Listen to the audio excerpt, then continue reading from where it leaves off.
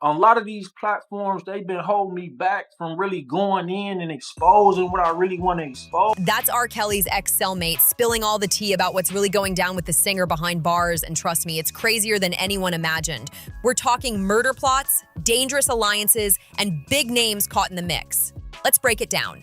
So, R. Kelly is fighting for his life in prison, and until now, most of this drama was kept low-key. Kelly was then removed against his will by guards from the prison and was not allowed to be treated. And they are saying that basically this could kill him because of the blood clots and the care that they are alleging he is not receiving. But in June 2025, everything exploded when his legal team, led by attorney Beau Brinley, dropped one of the wildest motions ever filed in Chicago federal court. This motion didn't just ask for his release to home detention, it claimed officials in the Bureau of Prisons, along with members of the Aryan Brotherhood, were allegedly plotting to have him murdered. These are people who seek to kill Mr. Kelly rather than allow the corrupt criminal conduct of those who manufactured his convictions be exposed. And get this isn't just some legal stunt to get Kelly out early. The motion came with a sworn statement from a key witness who said he knew firsthand about the plan to take Kelly out. The main player, Mike Glenn Stein, a terminally ill inmate and self-proclaimed shot caller in the Aryan Brotherhood.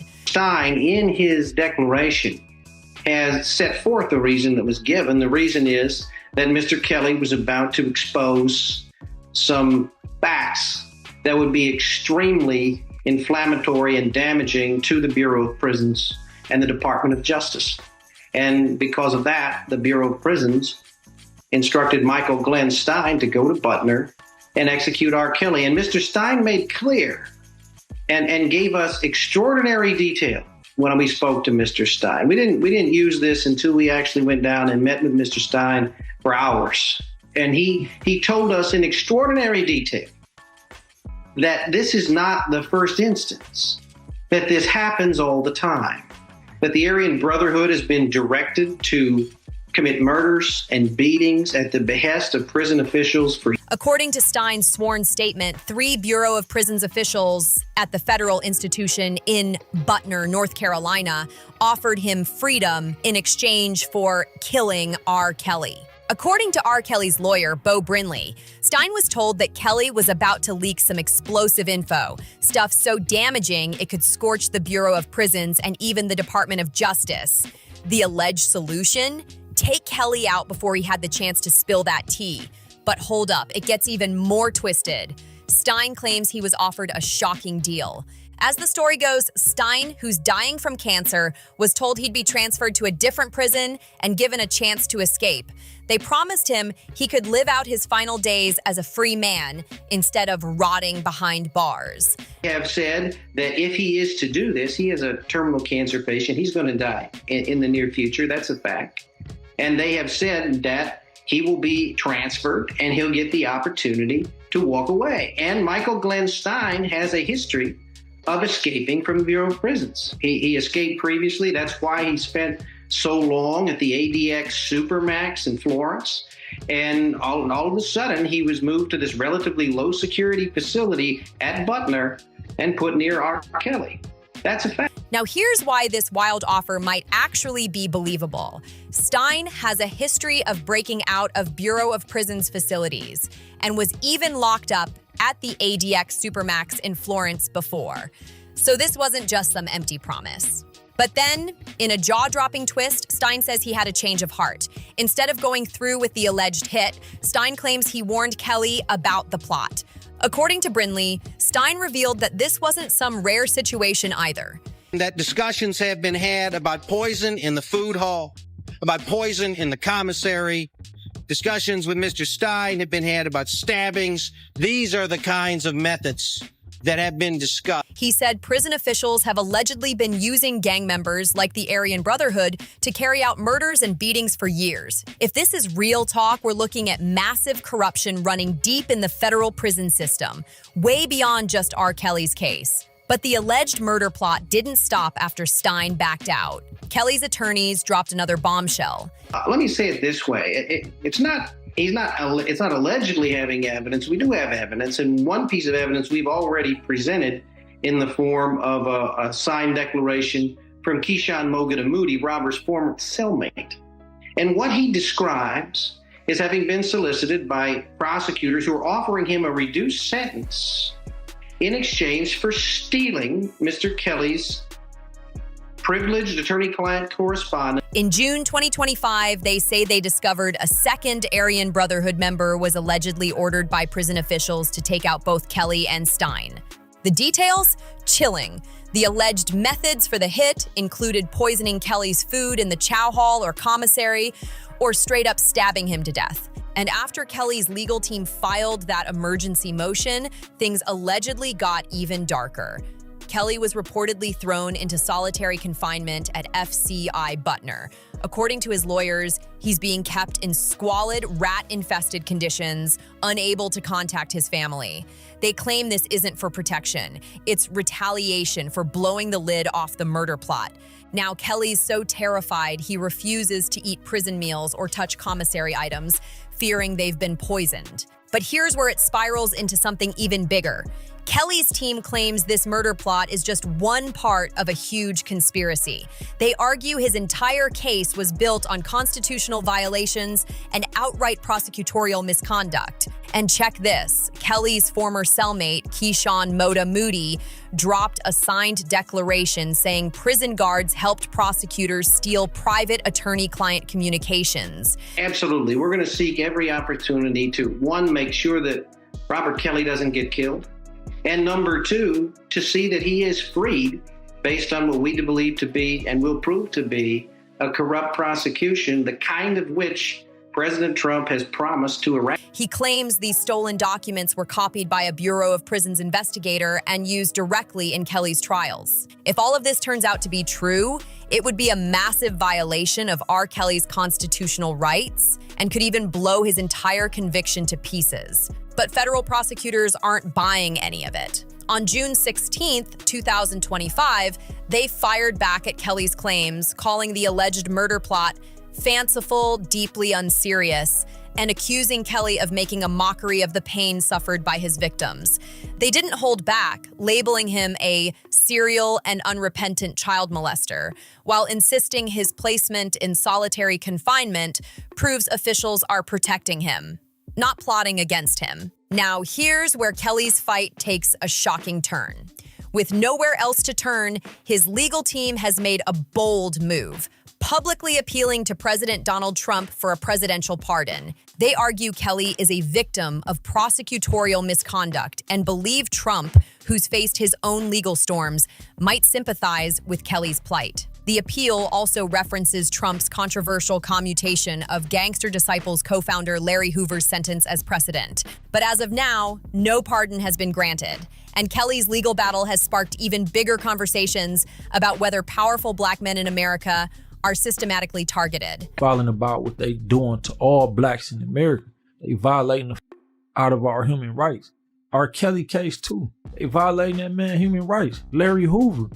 Like, they violating his human rights. He got another boat. Even Kelly's former cellmate, Ronnie Bowe, is drawing connections between Kelly's situation and other high-profile cases that shook the nation. Even with all the shocking murder plot allegations, R. Kelly's legal battles in the traditional court system haven't been going his way. So in the emergency filing, they allege that R. Kelly was giving an additional dose of medication by prison staff. And they're alleging that because of that additional medication that he was instructed to take and that he actually took, he suffered a overdose. So they say that R. Kelly woke up allegedly on June 13th and he felt faint. He was dizzy. He started to see black spots. He got up and he fell. He crawled to the door of the cell and he lost consciousness then. At that point, he was placed on a gurney. He was taken by ambulance to a nearby hospital because they tried to take him to the hospital inside of or associated with the facility that he's in. On February 12th, 2025, the Second U.S. Circuit Court of Appeals upheld his conviction and 30-year sentence, rejecting claims of biased jurors, inadequate representation, and the improper use of racketeering laws. But Kelly's legal team isn't backing down. His attorney, Jennifer Bonjean, is pushing for a U.S. Supreme Court review, arguing prosecutorial overreach. Still, the fight looks grim. The Supreme Court already refused to hear Kelly's appeal of his Chicago conviction back in October 2024. But here's the wild part. Despite all the legal drama and alleged threats on his life, Kelly has stayed creatively busy behind bars. Kelly allegedly has been asking for months to get some medical attention to a swollen leg. R. Kelly's legal team says that once he was taken to the hospital for this overdose situation, R. Kelly brought up the swollen leg, and they allege that doctors there then took a look at the swollen leg and they found blood clots in R. Kelly's right leg, allegedly, in his left leg, in his lungs, allegedly. And R. Kelly's legal team is saying that R. Kelly was then told he should stay 7 days in that hospital for surgery, and then it would be an additional 2 weeks because of whatever care they were going to need to give him. But his legal team alleges that once the prison was contacted, R. Kelly was then removed against his will by guards from the prison and was not allowed to be treated.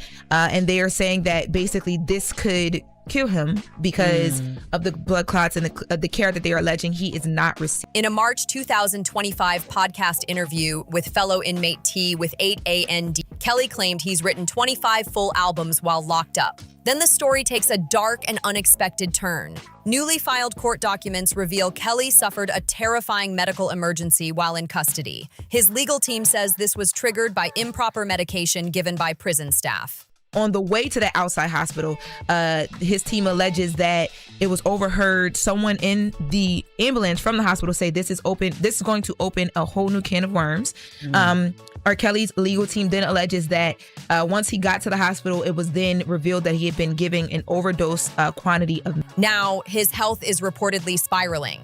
Kelly, who has diabetes, has been battling blood clots in his legs, something he says nearly killed him. And while that overdose incident raised serious questions, it's the whispers from inside the prison walls, especially from one explosive cellmate, that could blow this entire case wide open. Kelly's former bunkie is spilling tea so wild it takes this whole saga to a whole new level. This cellmate isn't just talking, he's dropping industry secrets that could shake the music game to its core.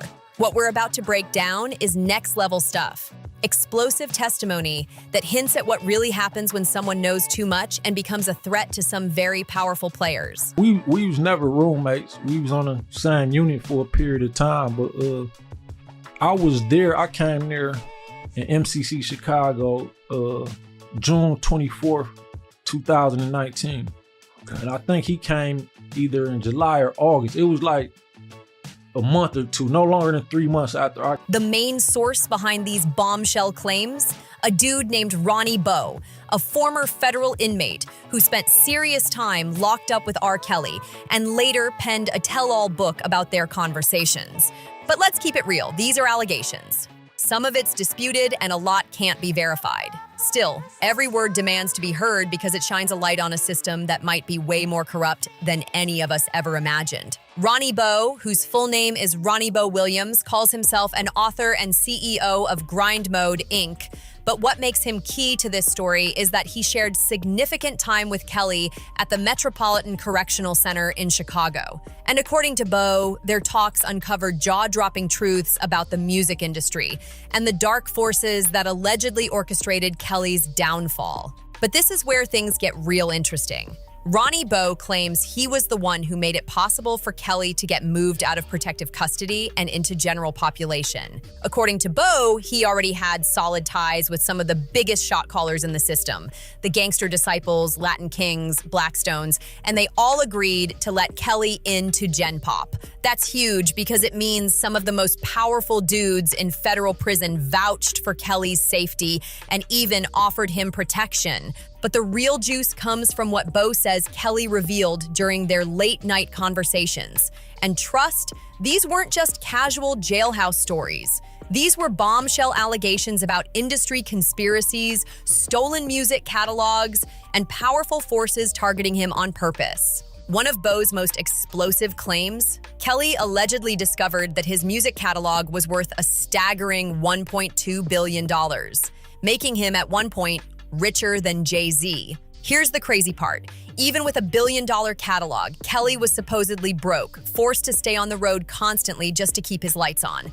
That raises some major red flags. Who was controlling Kelly's bread? Why was a man with that kind of catalog value living paycheck to paycheck? It's like, man, let's get, and I hollered at everybody, let's get Kels up here. So they sent the word to him, and Kels from there, he petitioned, he asked his lawyer, like, man, put that paperwork in and get me up out this. I want to go on general. According to Bo, once Kelly started digging into where all his money was going and tried to reclaim what was his, that's when the legal heat turned all the way up. But the most controversial allegations, they involve none other than Jay-Z. According to Ronnie Bo's account of his conversations with R. Kelly, the beef between these two superstars runs way deeper than any public business disputes. Bo says Kelly was originally supposed to do Best of Both Worlds with Tupac. One of your interviews, you know, you said that you asked R. Kelly, or he told you, either one, that it was $1.2 billion, that he found out that his catalog was worth $1.2 billion. And once he started trying to figure out how he can get, you know, the payments for that or whatever, that's when he said things kind of turned up. But after Pac was killed, Jay-Z swooped in to take that spot. Bo claims Jay saw this as his golden opportunity to cement himself as the next Biggie or Pac. But according to Kelly's version of events, the collaboration didn't go down the way Jay-Z wanted, and that's where things turned ugly. Kelly allegedly started receiving death threats right before their Madison Square Garden show.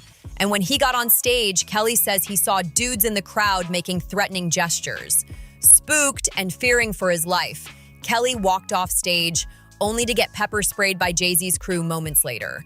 But wait, it goes even deeper. Bo claims Kelly believed Jay-Z secretly funded the Surviving R. Kelly documentary through his ex, Dream Hampton, who was the executive producer.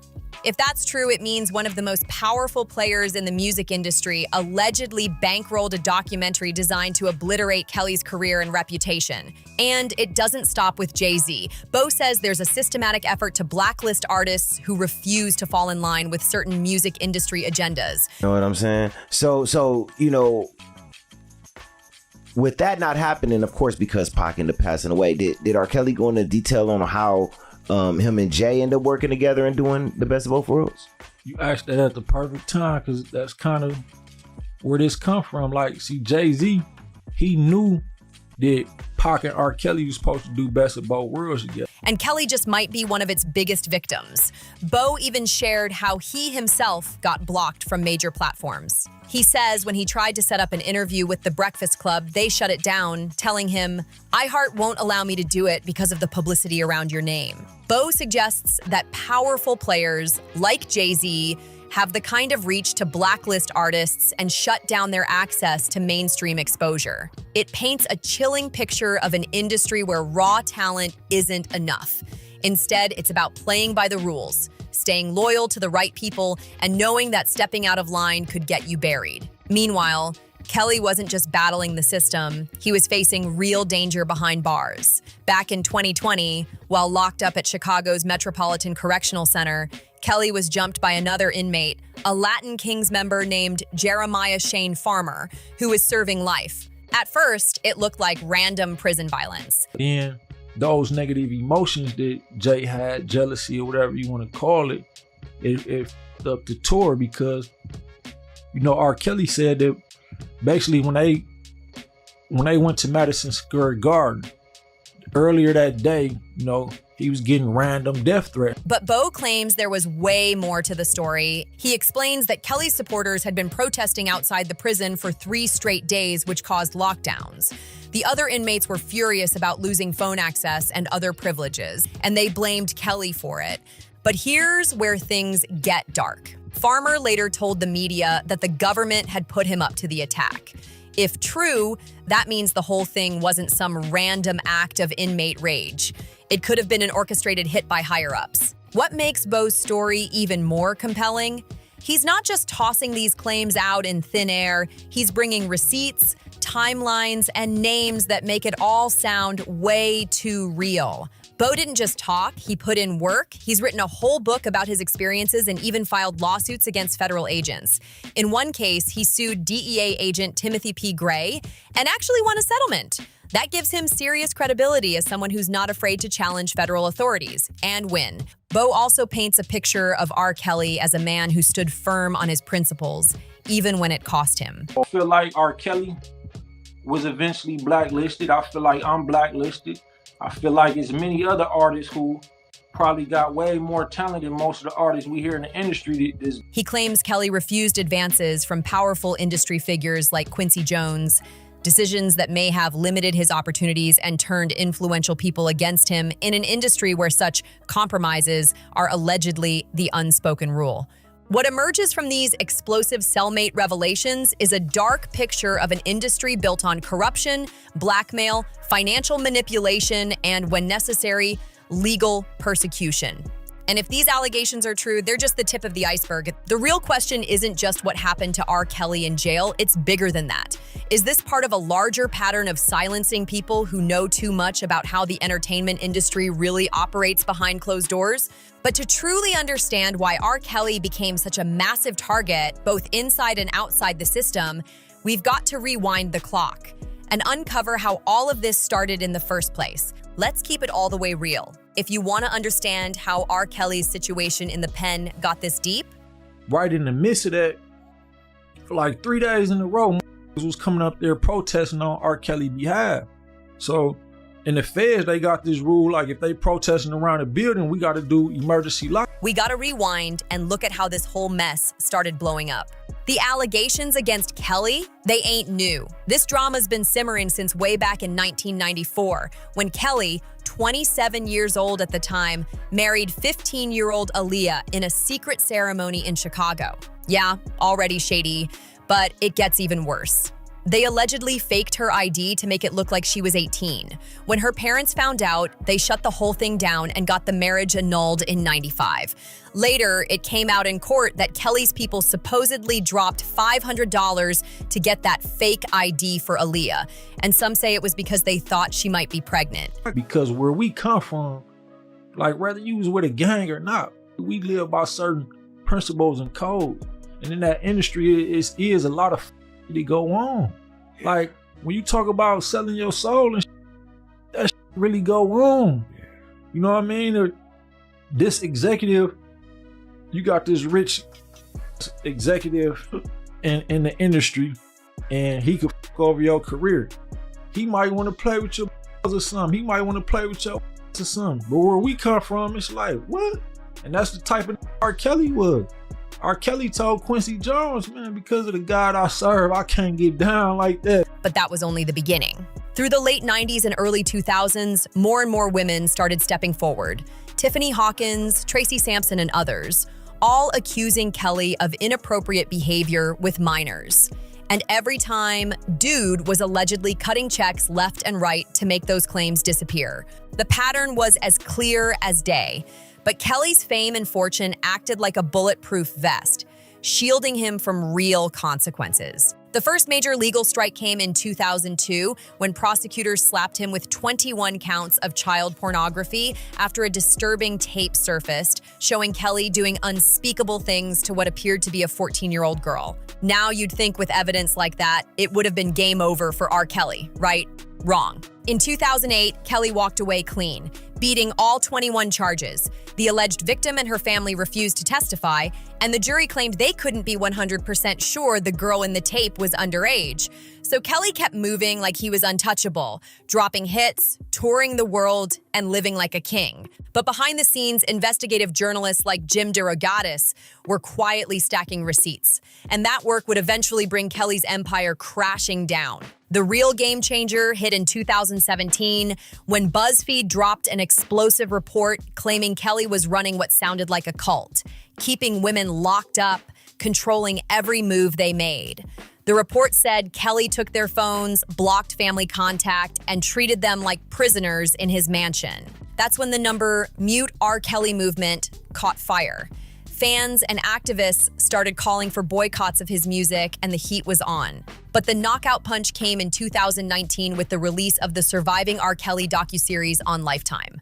That bombshell featured a wave of women, including his ex-wife Andrea Kelly and survivors like Javante Cunningham, sharing graphic stories of physical, sexual, and mental abuse. The documentary was so powerful, it shook the industry. RCA Records dropped Kelly, and big names like Lady Gaga and Celine Dion pulled their collabs with him off streaming platforms. Within months, the walls started closing in fast. In February 2019, Cook County charged Kelly with 10 counts of aggravated criminal abuse involving 4 women, some of them minors. 3 of those victims were minors, between 13 and 16 years old. But let's be real, those state charges, that was just the appetizer.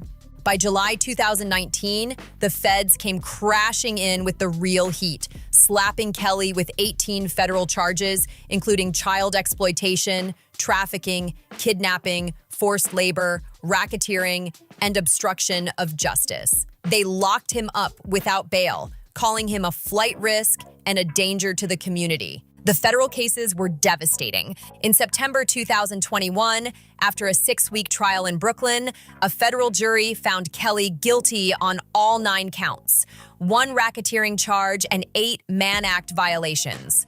Prosecutors painted him as the kingpin of a criminal enterprise that ran for nearly 3 decades.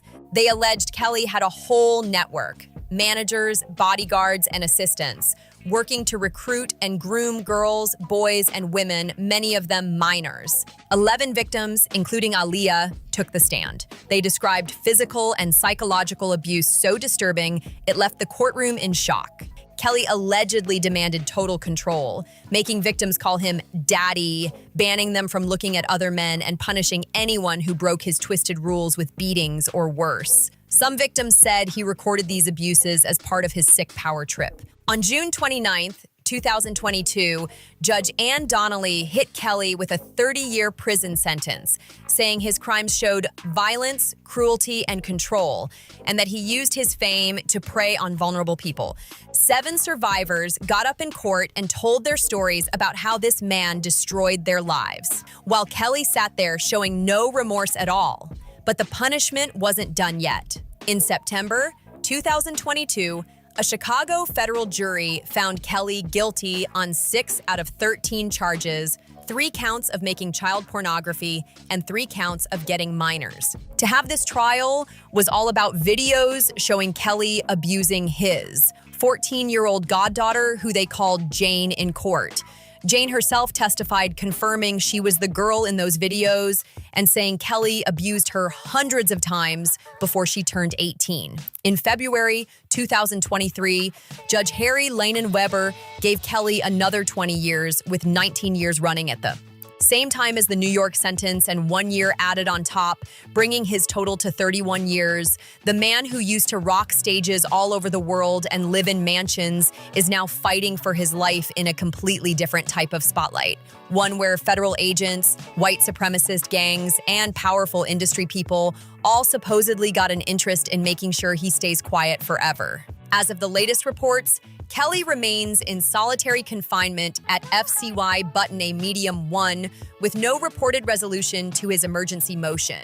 A hearing was scheduled for June 20th, 2025 before us, District Judge Martha Ohl, but the focus appears to be on whether the Chicago court has jurisdiction over Kelly's claim, given that he's incarcerated in North Carolina. R. Kelly isn't set for release until December 2045, when he'll be 78 years old, if he survives that long. With the constant threats to his life and his crumbling health, that's a very big if. The real question is, will we ever know the full truth about what went down with R. Kelly behind those prison walls? With powerful forces allegedly working overtime to keep him silent, and Kelly himself facing what's basically a life sentence, the secrets he claims to know might die with him. The so-called king of R&B may have fallen from grace, but the shockwaves of his downfall are still echoing through the halls of power. And they could keep shaking things up for years to come. Because this isn't just about one man's story anymore. It's about a system that allegedly crushes anyone who knows too much. It's about what happens when the streets collide with the highest levels of government and industry corruption. If you're ready for more shocking exposés like this, don't forget to hit that like button, subscribe, and drop a comment below with your thoughts. Share this video to keep the conversation going, and we'll catch you on the next one. Check out the suggested videos on your screen for more wild stories you won't believe.